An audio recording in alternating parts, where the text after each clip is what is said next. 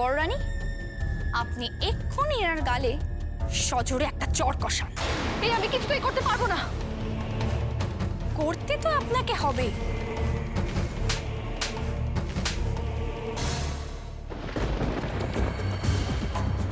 সর্বনাশ, ওখানে তো কাল রাতে মাছ মাংস দুধ ঘিরে পাটিগুলো রয়ে গেছে। ওরা যদি টের পেয়ে যায় তাহলে কি হবে?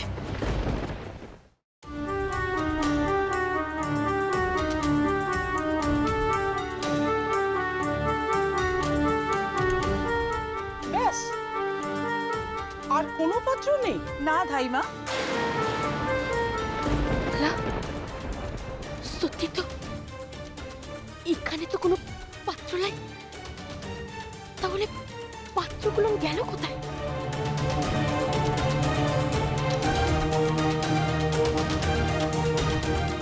জানি মলুয়া, আমি দুশ্চিন্তা করব, তাই তুমি মিছিমিছি বানিয়ে বানিয়ে কত কিছু খাবারের কথা বললে। এই, হা করে দাঁড়িয়ে দেখছিস কি? মেলা কাজ আছে, সেগুলো কে সারবে? কি করছে? এক বাটি ফ্যান খেয়ে কি ওইসব কাজ করতে পারে? ছাড়ুন, ছেড়ে দিন। চুপ করো। ছাড়ুন, চল চল, তুই চল। মেয়েটাকে ভাবে নিয়ে যাবেন না। শুন,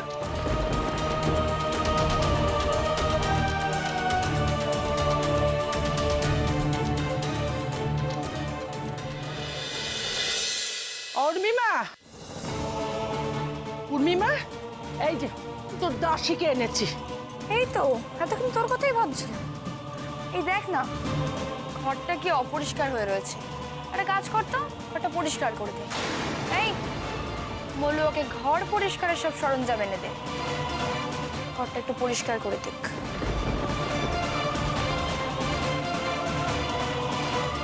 নে ধর, পরিষ্কার কর।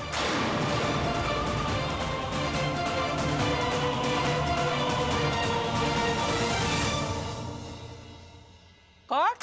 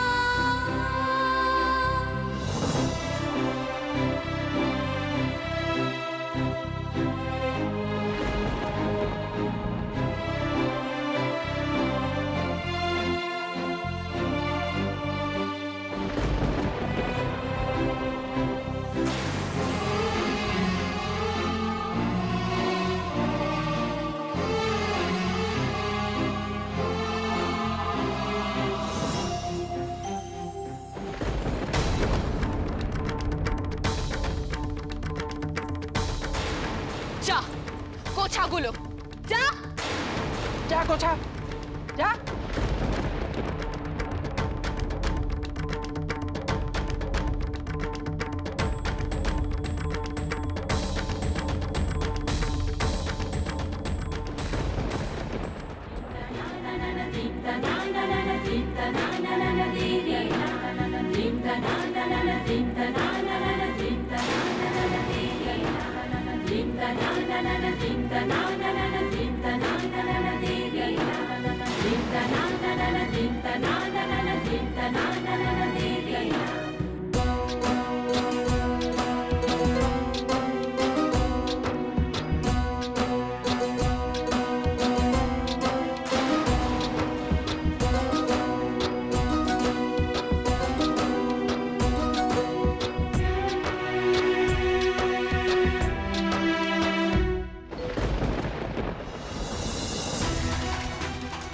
মলুয়া, এসব তুমি কি করছো?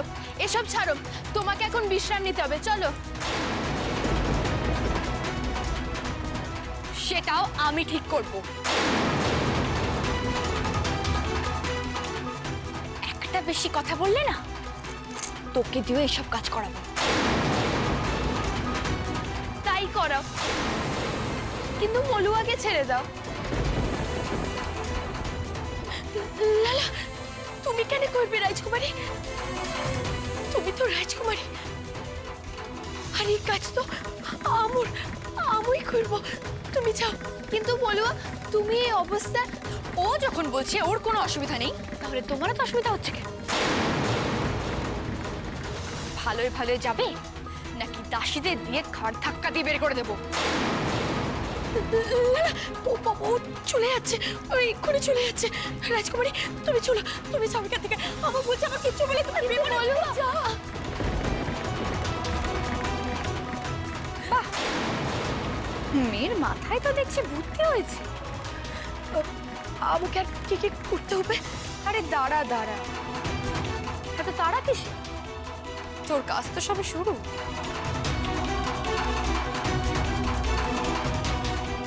যা, ওখানে বালতি রাখা রয়েছে, এই ঘরটা ভালো করে মুছে ফেল দেখি। যা।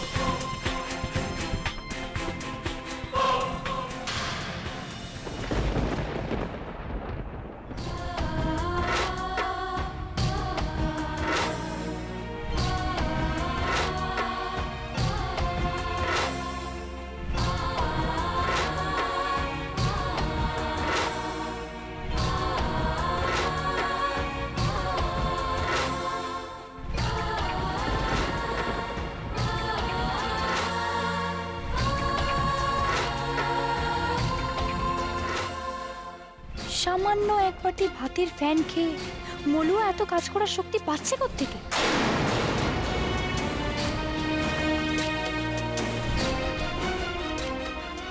এতক্ষণে একটু তো ক্লান্ত হলো না? তার মানে নিশ্চয়ই ওই বুড়ি ঠান্দি আর রানীরা ওকে গোপনে ভালো মন্দ খাওয়াচ্ছে।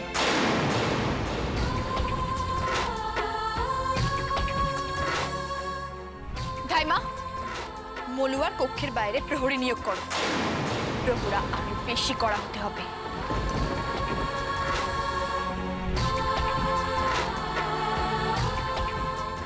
মলুয়ার এই অক্লান্ত শক্তির উৎসটা কি সেটা আমাকে জানতেই হবে। কাঞ্চনমালা, একটু কিছু খেয়ে নাও। আমি কিছু খাবো না ঠান্দি, কতগুলো চড় খেলাম না।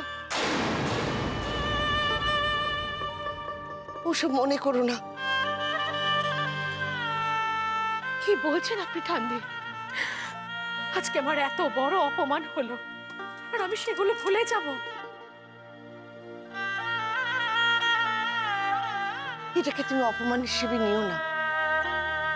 হৈমন্তী তোমাকে চড় মারতে চায়নি, সে বাধ্য হয়েছিল।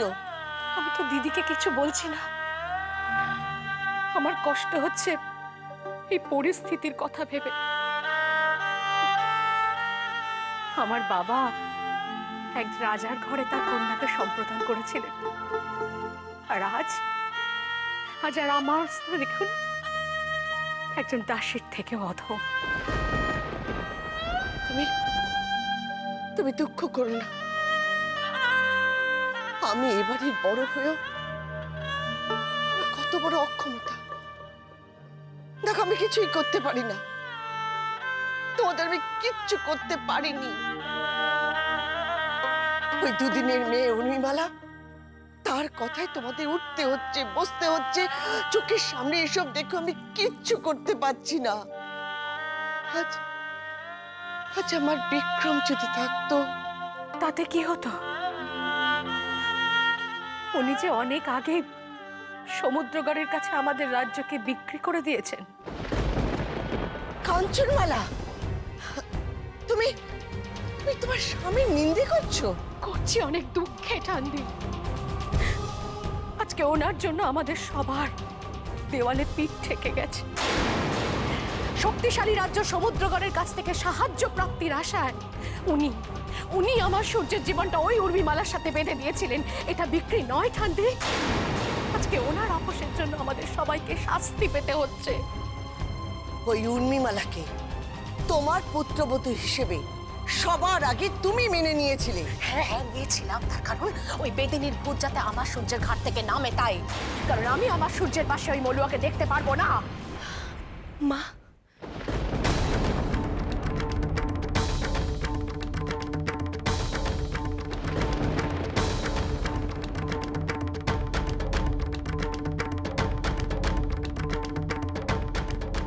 খবরদার বলছি বেদিনী, একদম আমাকে মা বলে ডাকবি না। কেন এসেছিস তুই? কি করতে এসেছিস? আমাকে তিলে তিলে না মেরে তোর শান্তি হচ্ছে না তাই না? তিলে তিলে মারিস না, আমাকে মেরে ফেল, আমাকে মেরে ফেল, গলা টিপে মেরে ফেল, শেষ করে দাও, আমাকে শেষ করে ফেল। আমি জানি তোমার পড়াটা খুব ব্যথা চলে গেছে, তোর সব কিছুর জন্য তাই। তোর জন্য সবকিছু হয়েছে, তাই আজ আজ আমি তোকে অভিশাপ দিচ্ছি। না না কাঞ্চনমালা, না। ও তোমার সূর্যের সন্তানের মা হতে চলেছে। ওর উপরে সমস্ত অভিশাপ সেই সন্তানের গায়ে লাগবে না।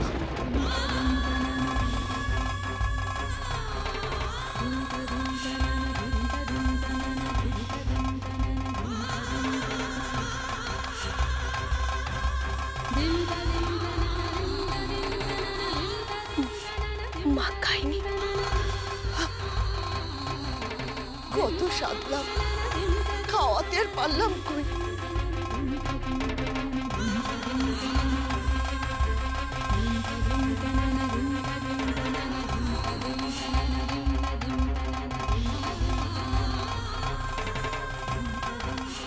মা তোমার রাগটা তো আমুর উপর। তুমি আমুকে বকো মারো, যা শাস্তি দিতে ইচ্ছে হয় দাও, কিন্তু তুমি খাবারের উপরে রাগ করে থেকো লাই।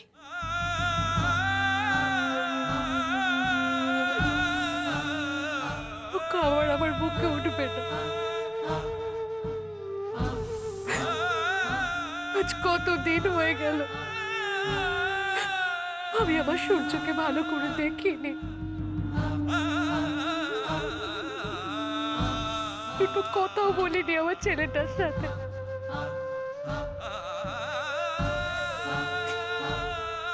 ওই উর্মিমালার দ্বারা বশীভূত হয়ে সূর্য তার মাকে ভুলে যেতে পারে, কিন্তু আমি তো মা। আমি আমার সন্তানকে কি করে ভুলবো?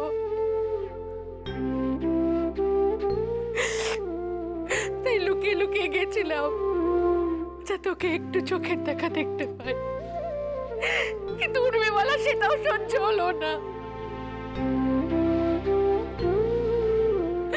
আমি জানি না ঠান্ডে ও ছেলেটা আদৌ কিছু খেয়েছে না খায়নি।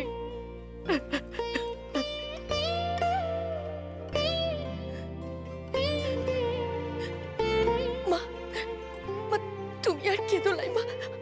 হাবু বলছি, হাবু তোমার ছেলের খবর আনি তোমাকে দিব। ওর খাওয়া দাওয়ার সব খেয়াল আমু রাখবো। তুমি তুমি কি করে পারবে এসব? সূর্য তো তোমাকে সহ্যই করতে পারে না। সন্তানের লাগে মায়ের কষ্ট হচ্ছে, আমার সহ্য করতে পারছি না। টাইমে সেই ছোটবেলায় আম্মু আমার মাকে হারাইছে।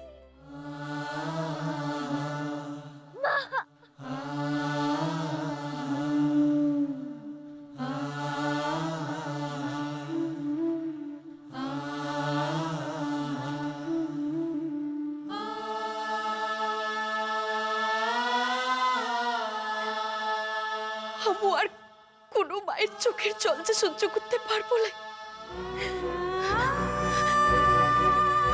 মা, আমু বলছি তুমি কে তোলাই। আমু যুবরাজের খবর আনি তোমাকে দিব। ওর খাওয়া দাওয়ার সবকিছুর খেয়াল আমু নিজে রাখবো। আর এর জন্য আমার চা হওয়ার হবে।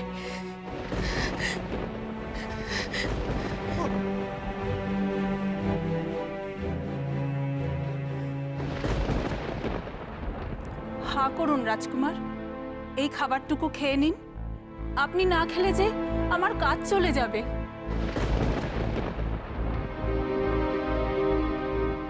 আপনার নিজের পেটের তাগিদে না হোক, আমার পেটের তাগিদে এই খাবারটুকু খান রাজকুমার।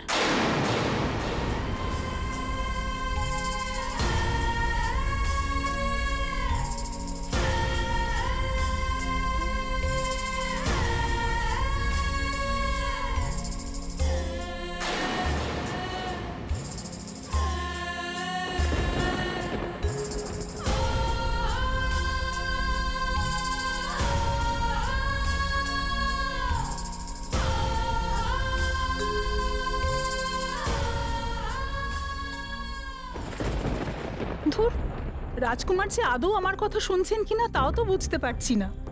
কি এমন হলো হঠাৎ করে কে জানে। ছেলে মানুষের মতো করে আর কদিন এরকম খাওয়াতে হয় দেখি। না, এই নিয়ে বসে থাকলে আজ আর আমার কোনো কাজ হবে না। থাকুক পড়ে, দেখি অন্য কাউকে পাঠাই, সে খাওয়াতে পারে কিনা দেখি।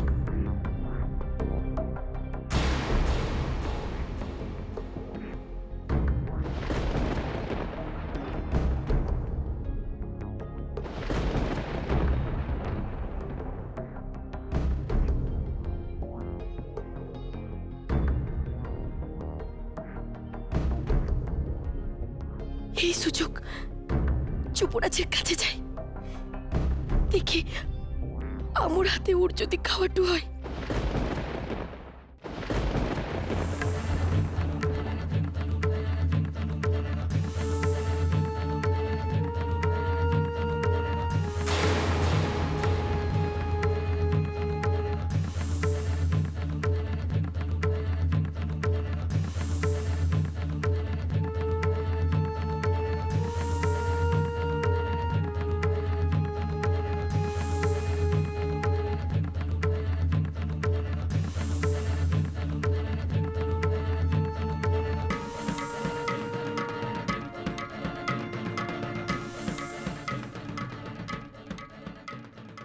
মনের মানুষ বুঝবে কবে, কতই করি যতন সোহাগ আদর ছোঁয়া তোমার। আমরা আর কেউ কোনোদিন কাউকে ছেড়ে যাব না মলুয়া। আমৃত্যু, এমনকি মৃত্যুর পরেও আমি তোমাকে ভুলবো না। খুঁজি শুধু রাধা রাধা বলে, মন যমুনা ভেসে বেড়ায়, ফুল নাহি তার হাবু বলছি, হাবু তোমার ছেলের খবর আনি তোমাকে দিব। ওর খাওয়া দাবার সব খেয়াল আমু রাখবো। তোমার সারা জীবন সাথী, দেখবে যখন স্বপন তুমি, জাগব সারা রাতি, সুখে দুঃখে ইস, উর্মিমালা আর জাদুকর মামা বাবুটু মিলে এ তোমার কি দোষটা করেছে যুবরাজ? মলুয়া আজ সবাইকে পায়েস পরিবেশন করবে। আমি জাগব সারা রাতি,